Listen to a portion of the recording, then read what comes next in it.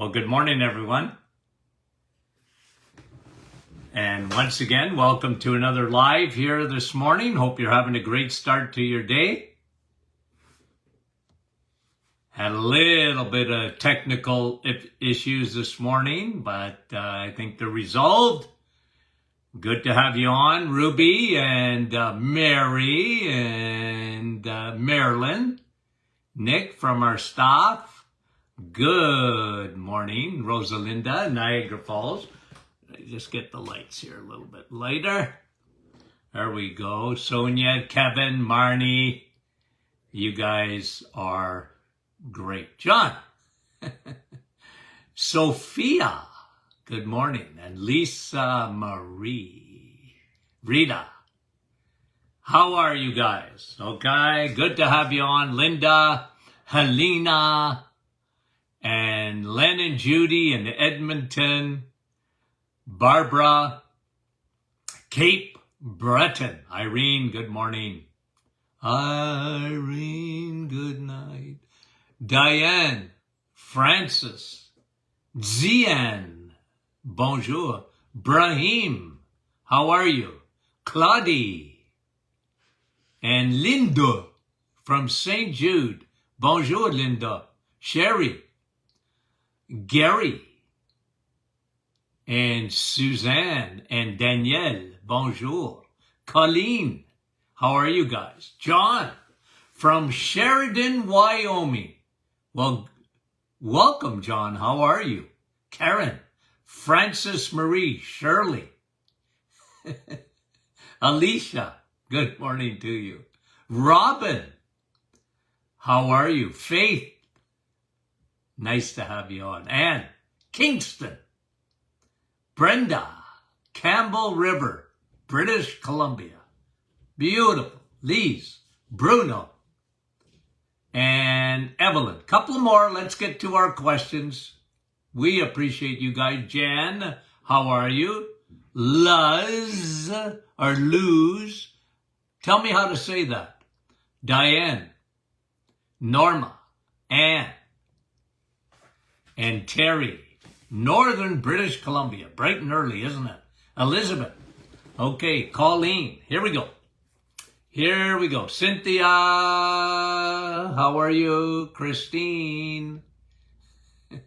Luella, eating bacon and eggs and coffee. Christine, you guys are great. Thank you very much for coming on. Here we go. Angela. My friend was told by her doctor not to eat keto as she will get kidney stones. She did do keto, and a short time later she got a kidney stone and is now nervous. Any suggestions, Doc? Well, look, here's my suggestion. Okay. It's fake news, okay? Look, if someone is susceptible to kidney stones are two things. They're either oxalates, and you get oxalates from vegetables. Okay? Oxalates come from the plant kingdom. Or they're uric acid stones. That's gouty stones. And uric acid comes from fructose. It's a byproduct of fructose. And I'll tell you, when you get kidney stones, you have trouble with insulin. Okay?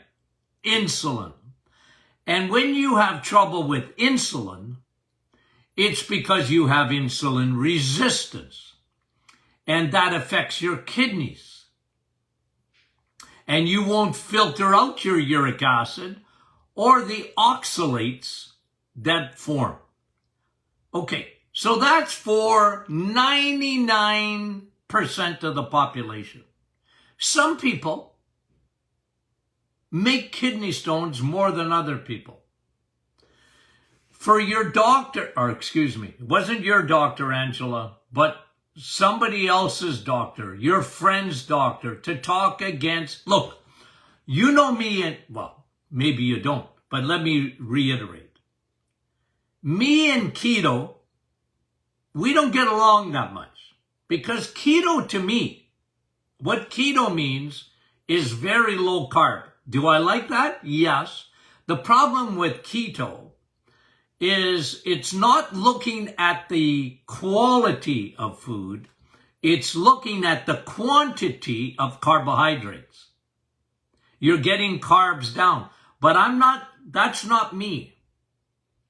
As you lower your carbs, okay, but you need to replace that. I'm big on high density, high nutrient based foods. I want people to change fuels. Keto is your people are burning ketones because they lower their carbohydrates so much. Am I saying that's bad? No. But what is bad about it is there's so much keto junk out there. And a lot of it is soy, a lot of that kind of stuff. I don't like that stuff. That's not good nutrition. You need to replace, okay? And you will hear this, Angela. You're going to hear this. Get ready, because it's never going to stop coming at you.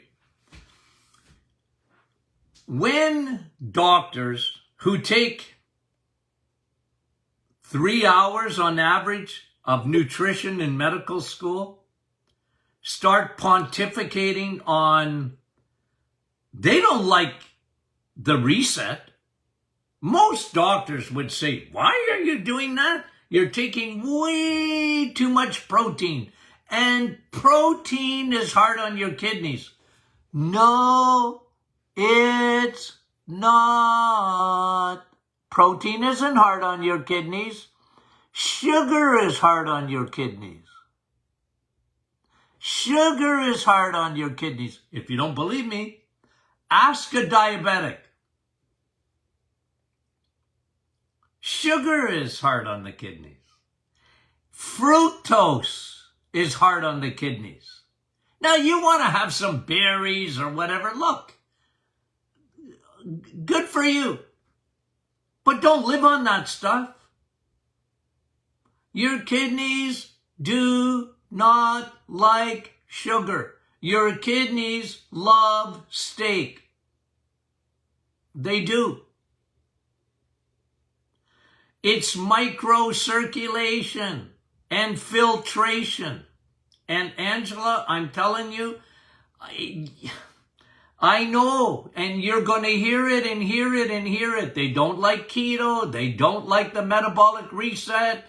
They don't like any of that stuff. Look, I'm not a big guy on keto either, but for different reasons than physicians. When physicians don't understand something, they talk against it. You talk to 99% of physicians, and vitamin D, be careful. You're gonna get toxic. Be careful. Don't get in the sun. Be careful. It's all bad advice. I don't know what else to tell you. And your friend, I don't know. I'm not going to try and convince her if she doesn't want to be convinced. There's a lot of people, if the doctor made them scared, and that's, what do you want me to do? I would tell her, don't live on carbs, because that's how you get kidney stones. Don't live on sugar. That's how you get kidney stones. And don't overeat vegetables, because they're oxalates. You're not a rabbit. Okay? You have to admit, I'm consistent, right? I'm consistent. Okay. Margie, what are your thoughts on aloe? I love aloe. I love aloe vera. I love aloe vera juice. If you got acid reflux, it can be very soothing. When you think of aloe, think of soothing. You got a sunburn? Aloe, right? Soothing. So it's good, right? I like aloe. Yeah, I got no problem with it. I like it on the skin. Okay? It's a great. That's my thoughts on it. Deed would like to know where the enteric coating on pills go after you take them. Well, that's a good question, Deed. Well, the body dissolves them. The enteric coating only helps to get past the stomach, okay? Because we want to deliver the supplement past the acidity in your stomach, okay? Especially the probiotic. We want that to get past. Now, it doesn't mean probiotics would never get past, but we want all of it. When we say 50 billion in a capsule that's enterically coated, we want it all to get past the stomach, and then it will dissolve right away in the small intestine. So, Deed, where does the enteric coating? It's a veggie cap, and it dissolves. It dissolves. It's just meant to get past the stomach. And then it dissolves in the small intestine. Okay. Good questions, though. All the questions are good. Kathy. Dr. Martin has talked about hair thinning because of sluggish thyroid in women, not in men. Okay. Ladies, this is for you. She's ordered the thyroid formula. Very smart. It's wonderful. It's the best formula on the market. There's none like it. Go look at it. Compare it to anything else. You're not going to find it. It's therapeutic. I put together stuff that I had to get results. I had to be able to change symptoms with a product. If it didn't, and this is why you rarely ever see me give you something without something else. Something, I used to call it in the office, I used to talk about synergistic, okay? Meaning they work together. Most formulas that I put together are synergistic. They work together to enhance each other. So when someone says, hey, doc, do you like ashwagandha? I sure do, but not on its own. Okay? I don't like it. The only one I really like on its own is vitamin D. But even then, I put K2 in it. Oh yeah, I guess that's synergistic. Okay. Now what she's asking, I didn't even get to it. Wondered if she can reverse it. Well, I can tell you something, okay? In practice for 46 years. Yes, a lot of times, okay? Because when your thyroid starts working properly, it's hitting on all cylinders, a lot of good things happen, okay? A lot of good things happen. Now, make sure, Kathy, I'm going to tell you one thing about your hair. Protein is king. Protein is king. Because if you take a hair strand and you analyze it, 99% of every little strand in your hair is protein. So you better eat it too, along with the thyroid supplement. And she's, did you take the hair supplement too? We get a lot of good results with that. Kathy, thanks for the question, okay? And listen, I'm very sensitive to hair. Not mine. Okay, good men. Okay? Women's hair. Because that's their glory. A woman, their hair. Very important. Isn't it? Absolutely. So I'm with you, Kathy. Carol, taking Ducarol or Ducalax, I think that's one of them. So what that is an anti-constipation med. Okay, what do I think of it? Well, look, you do it for potential digestive issues for travel. Is it safe? Well, I don't recommend it. Look, you know, If you got a headache and nothing's touching it, and you want to take an Advil or a Tylenol, hey, what do you want me to say to you? Of course, go ahead. You know, don't live on it. That's all. Get to the bottom line. Why do you like that? Now, I would say to you, Carol, if the only time you get digestive issues, constipation, is when you travel, you get on an airplane or you're sitting in a car for several hours and you get constipated and it bothers you, because I just got to pontificate for a minute. Remember, I was a question guy in the office. Because I had the questionnaire filled out. Do you suffer from constipation? Okay. And it would be checked off. So I said, oh, you suffer from constipation? Yes. Does it, like, were you in a lot of pain or a lot of discomfort or a lot of bloating or what was it? Oh, no, I don't go to the bathroom as many times as I think I should. Oh, okay. So I said, that's not constipation. That's not constipation. Constipation is not the amount of times you go to the bathroom. It is when everything is stuck.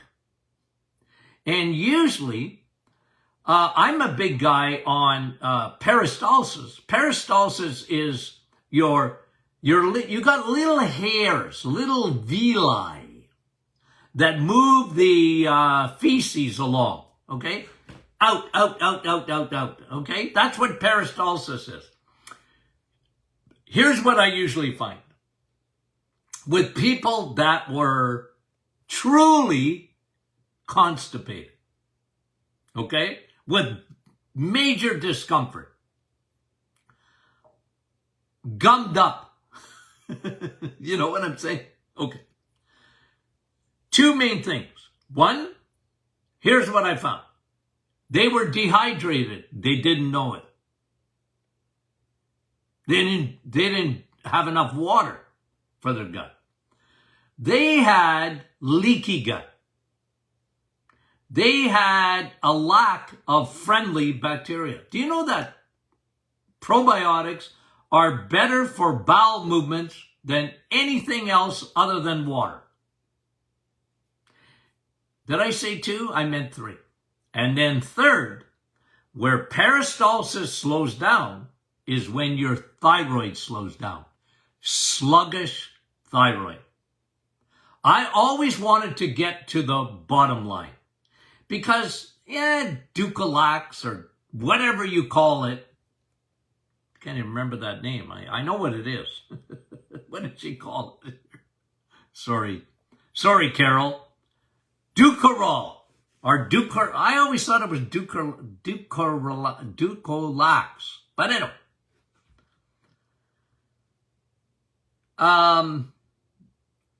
It's a med. It's not natural. It forces the issue. And you got to be careful with that because you can permanently damage the lining of your gut. So if you do it once in a while, I can live with that. But people that live on stuff like that, that ain't good for you. It ain't fixing the problem at all. So, Carol, I hope I'm answering your question. I know sometimes I get off on little tangents. Marcy wants to know about nail beds that have a rainbow type of shape on the cuticle. Well, Marcy, I spent, I can't remember if it was Tuesday or Wednesday or whatever day it was. I talked about the signs, obvious signs that your thyroid wasn't working properly. One of them was hair. The other one was skin. And the third one was nails. Look at your nails. Men, who cares? Right? But women, you know your nails. Are they like they always were? Are they brittle? Do they have severe ridges? Blah, blah, blah. What's the bottom line? Well, rainbow, I think you're looking at colors there. Look, you always have to look. First thing you look at is thyroid. So what do you do about that? Well, first of all, do you have any other symptoms? Are you tired? Is your hair thinning out? Are your eyebrows thinning out? Is your skin drying up? Maybe you suffer from constipation and your thyroid isn't up to snuff. Look at that. Look, sometimes with the nails, I look at digestive tract. You're not absorbing. You don't have enough stomach acidity.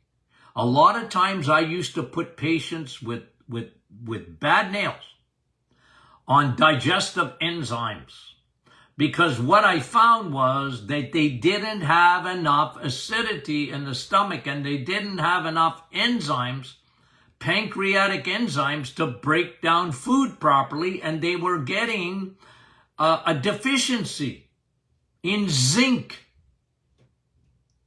sometimes in vitamin A,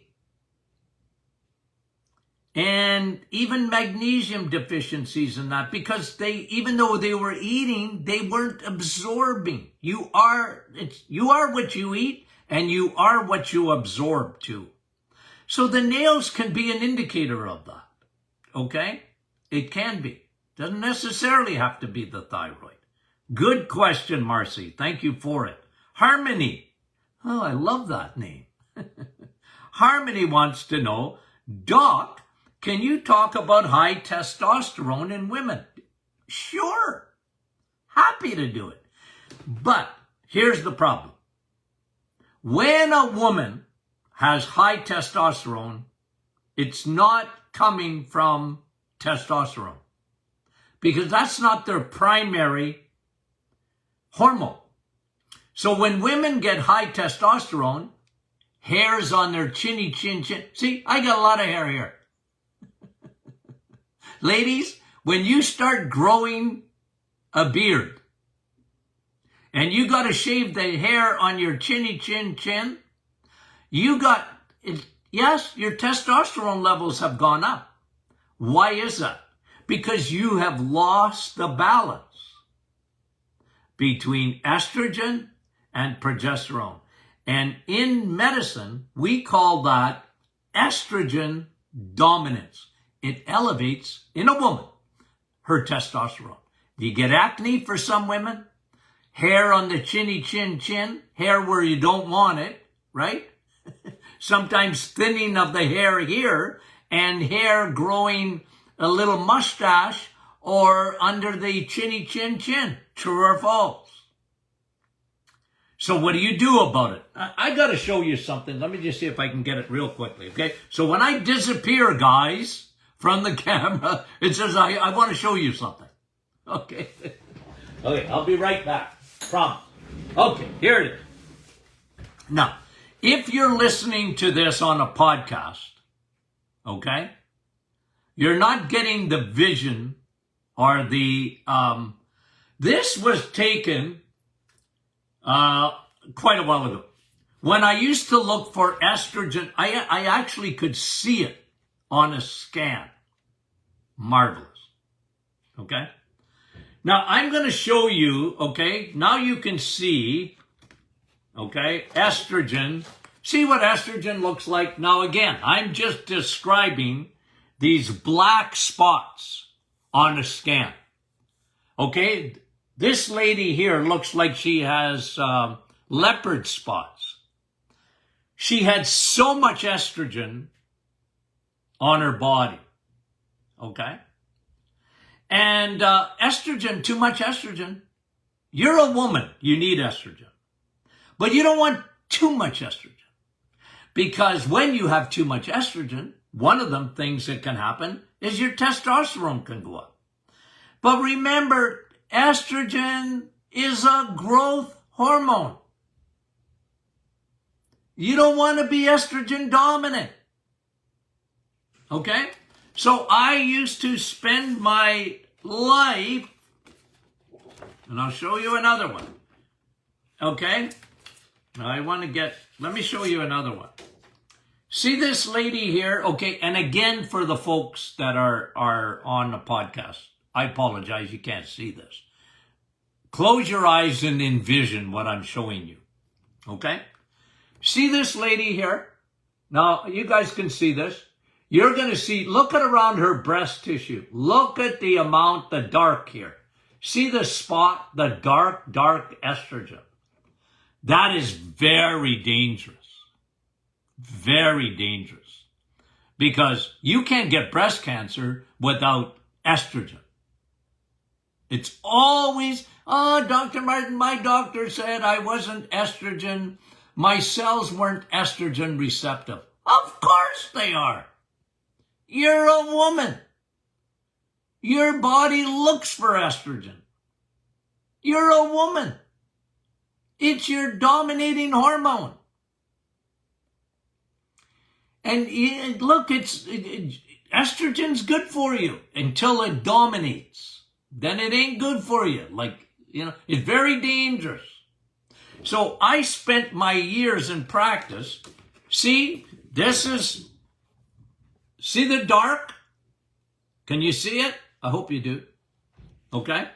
Now I'm going to show you, same lady, look at all the dark taken away. Before and after. See that? Before, look at the dark, look at the after. What do you see there? The estrogen has been taken away. You know how I do that? Hormonal formula. I dimmed her out. I hammered that estrogen down. So, back to your question, okay? Back to your question, Harmony. When a woman has too much testosterone, the cause is always an imbalance between estrogen, which makes you a woman, and progesterone that gives you babies. Okay?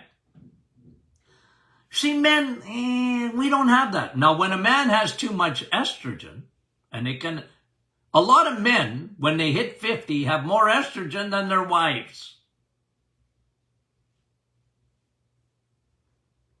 And their reason is because their primary hormone is out of whack. They don't have enough testosterone, and when a man doesn't have enough testosterone, estrogen takes over. And they become, I know, I'm going to get in trouble, a girly man. Arnold Schwarzenegger used to say that. They have more estrogen than their wives. Their testosterone is down. There's a big problem in men today. Huge problem. So when I talk about testosterone in men, higher the better. Testosterone in women, the lower the better. You want a little bit.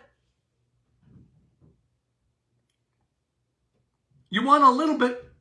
Do you know that men, we need a little bit of progesterone even. Hard to believe. We're not having babies. But we need a little bit. A teensy bit. Even to make testosterone. Okay. I don't want to get into the weeds, but I wanted to show you that today. Okay, let's get back to these questions. Harmony, thanks again. Diane is talking about what she called polymorphous light eruptions. Big word to say she gets an itchy rash after being in the sun. Couple of things to consider, Joanne. Okay, couple of things to consider. Excuse me, Diane. One, okay, you might have an allergy to the sun. And that can come from medications. If you were in my office, you would have filled out a questionnaire. I would have figured you out in probably no time. People that don't do well in the sun, of course, could be autoimmune. You have to be careful that you don't have lupus or something like that. that, you become hypersensitive to the sun. The other one is you're eating, when you are a carboholic, and Diane, I don't know you, so I'm only giving you what I saw in practice. When people eat too much sugar and too much crappy carbohydrates, omega-6 from vegetable oils, a lot of times they don't do well in the sun. So I would try and fix that. But again, Diane, I'm just giving you ideas why that could be there. You could have leaky gut too. And leaky gut can do a lot of things, especially with the skin. Leaky gut, leaky skin. So your microbiome, were you on antibiotics?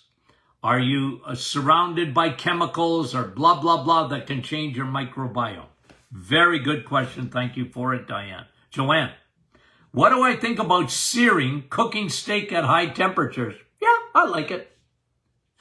And look, Joanne, you got to understand me, okay? And I know I'm against to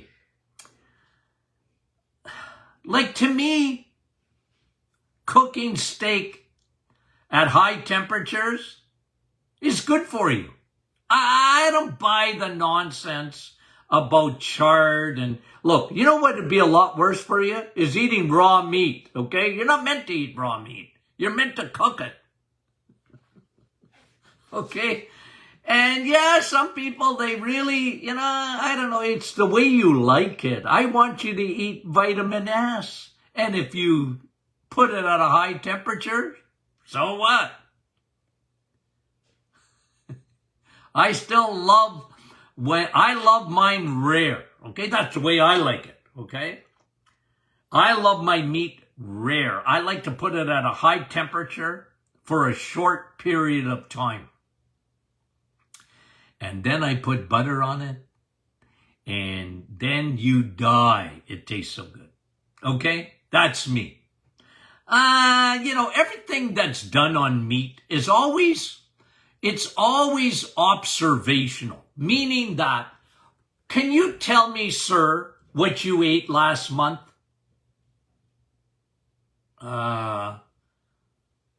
Well, first of all, could you ask me what I ate last night? Because I can hardly remember.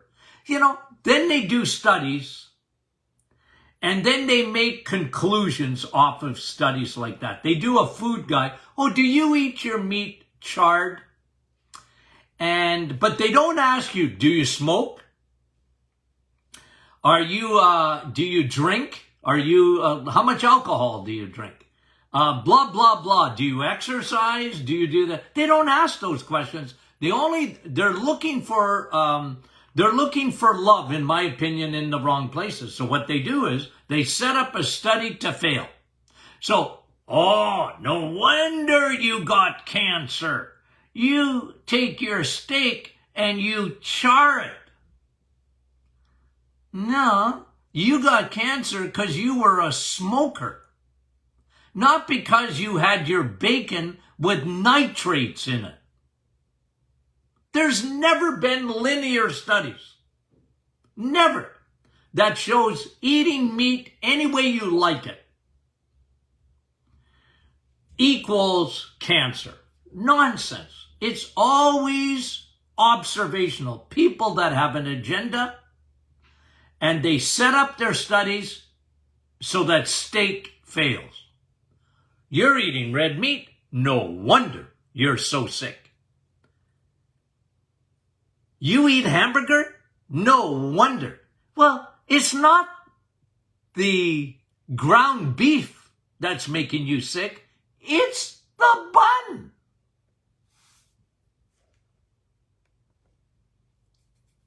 Anyway.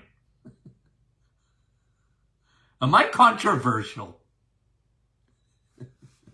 Joanne, frying, baking, trans fats. Where's the trans fats in frying bacon? Where are they? There's no trans fats in bacon. It's got the same oleic acid that olive oil does. Do you like olive oil? I like olive oil. I do. I like bacon better. Tastes better. Same oil. It's fake news, guys. I'm sorry. You can't make me buy it. I'm not buying. I know I'm different. I know I'm weird. I use the word weird on myself, okay?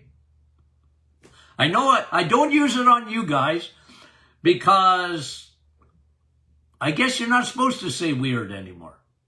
I'm weird. But I'm right. Betty, been on estrogen for 20 years. Betty, I'm going to tell you something right now, Betty. You better be on DIM. You better be on our hormonal formula to knock that estrogen down. Because you're taking synthetic estrogen. You know where it comes from? Horse's urine. I always used to tell women, if you eat hay, then take estrogen. Okay? Because that's what it's made of. Horse's urine. You're not a horse. A horse is at least 10 times bigger than you are. I'm very skeptical with estrogen. I never liked it. I always said we have too much of it.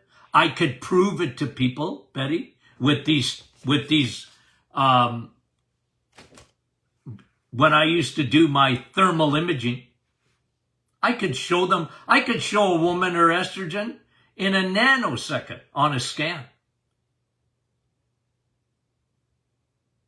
And a lot of women had way too much in the wrong places. So Betty, you just make sure you're dimming that out. If you want to stay on it, I don't recommend that. But I'd be very, very careful. Very careful. Okay, Shelley, I have severe abdominal cramping. Can a sluggish thyroid cause this? Well, no. Ordinarily, I would say not severe abdominal cramping.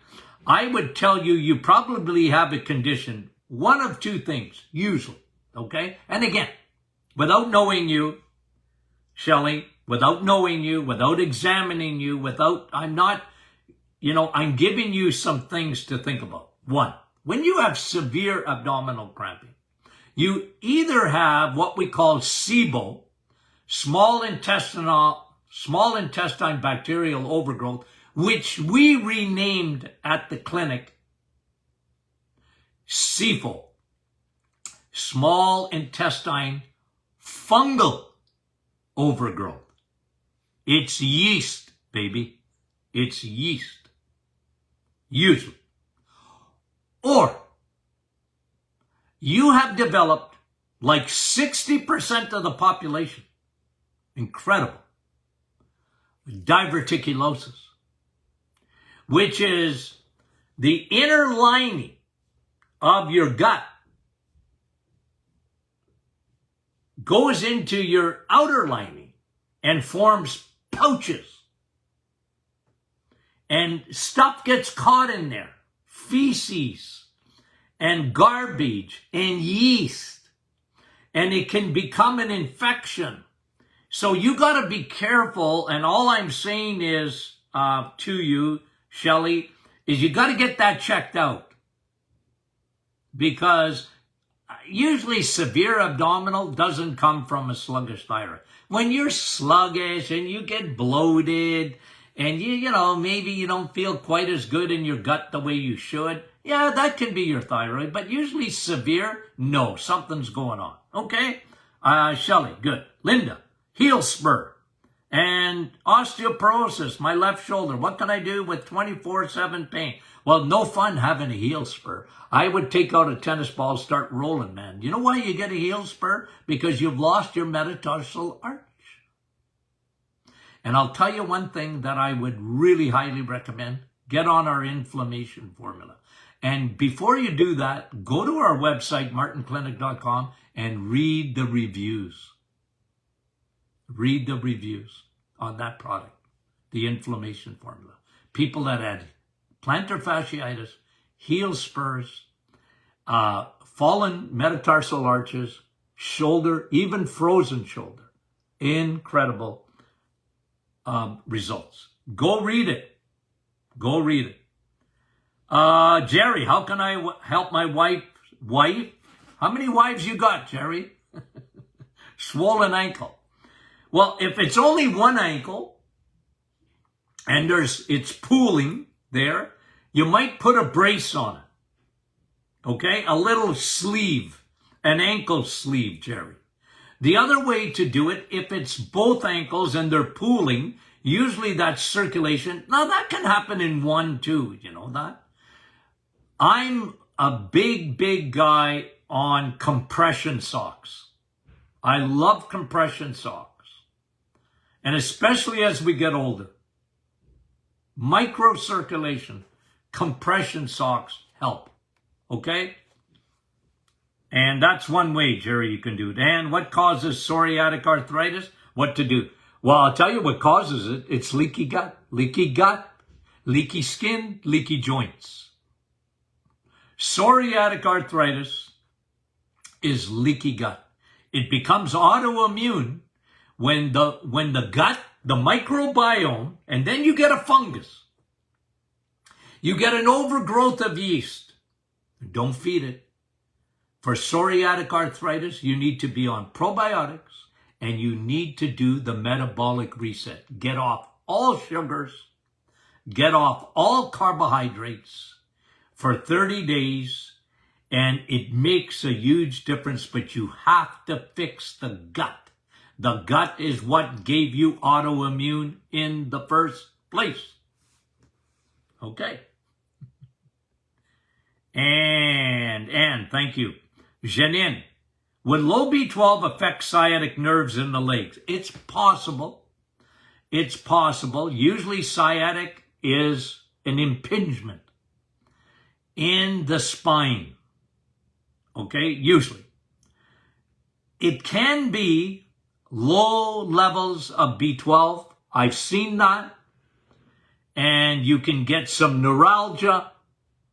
And a lot of diabetics have trouble with peripheral neuralgia.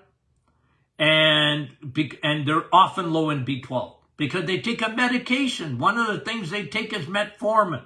So first of all, Janine, are you on any meds? Any med at all will take away your B12. So I would start taking B12. Now, you could have an impingement in your spine, even in the piriformis muscle, that's causing sciatica. So get it diagnosed properly. Good question. Deb, what about atrial fib and her heart is strong, cause unknown? Well, Deb, I look at other stuff. When you have atrial fib, okay, comes out of nowhere, okay, I usually look at, one, you're low in magnesium, okay, but if you're not, okay, but make sure you eliminate that. Could be low in magnesium. The biggest one I find, even higher than magnesium, you're low in CoQ10. What's CoQ10?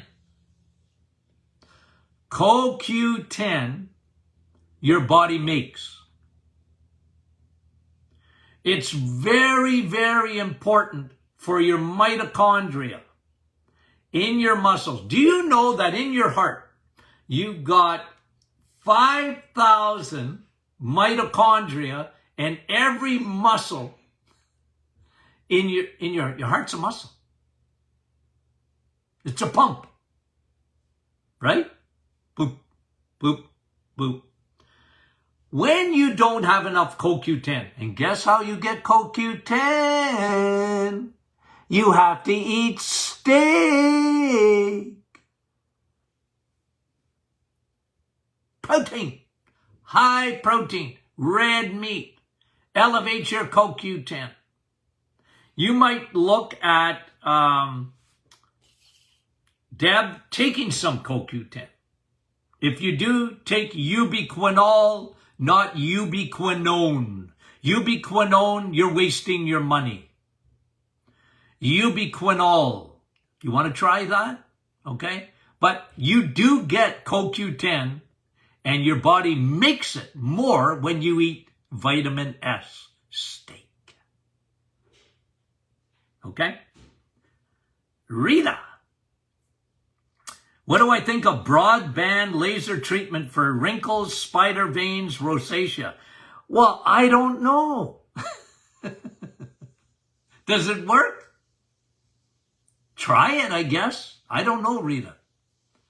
You know what? I'm always a little bit, I've got some skepticism in me. Because when it looks at skin, when I look at skin, I don't think skin. Okay, Rita? When I look at, see my skin? When I look at that, I don't think skin.